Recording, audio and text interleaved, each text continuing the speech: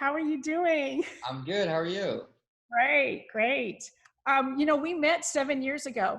Um, What what were we talking about then? we were talking about Now You See Me. Oh, nice. We're in the Peninsula Hotel. So, Amazing. Amazing. So Now You See Me came out 7 years ago, huh? yes. Wow. And Wow. since then, now you're married to the lovely Allison Brie. Yes. You have written and directed a film. I'm so proud of you. Congratulations. Thank you so much. That's very nice of you. Time, it really does fly. I wanted to tell you though that I just love the movie. It did scare me. Oh, good. You know what I appreciated about it? The story elements that you incorporated, the love triangle, and most definitely the diversity piece. That Mhm. was awesome. That was really good. Could you please talk about your vision for the film? Yeah, so like you said, it's more than just a typical thriller or horror movie that only relies on cheap jump scares. It's like our goal from the beginning was to write a movie that felt like a relationship drama, and what we wanted to do was make it so that the interpersonal relationships between these characters were just as thrilling as the fact that there's a psycho villain lurking in the shadows. And so at its core, it really is about these characters and their relationships, but we kind of sprinkled the horror elements on top of that just to help accentuate what the problems that they're going through. And then in Sure. terms of kind of the racial issues that we touch upon, that's based on friends of mine who have experienced racial profiling when trying to rent a home on one of these apps, and it was important for me to include in the film, and we use it in a way to create immediate tension between one of the renters who is of Iranian descent and the homeowner who's white.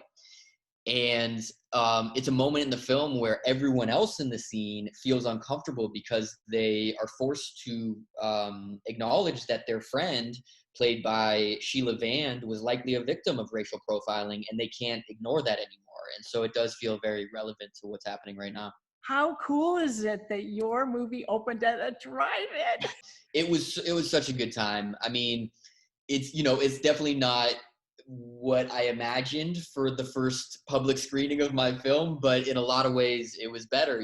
We most premieres are a little bit more stuffy. Everyone's in suits and fancy dresses, and I always feel a little anxious just because of the red carpet and all these cameras in your face. And so it just felt relaxed, and it didn't feel like there was like a spotlight on me or the rest of the cast. It more felt like a communal experience where it was a bunch of people who have been cooped up in their houses, and we were all coming together, and it's a bunch of movie lovers, and it was just a really nice, unique experience. And like everyone kept telling me, this is the first drive-in premiere ever, and so no matter what happens with the film, we'll always have that.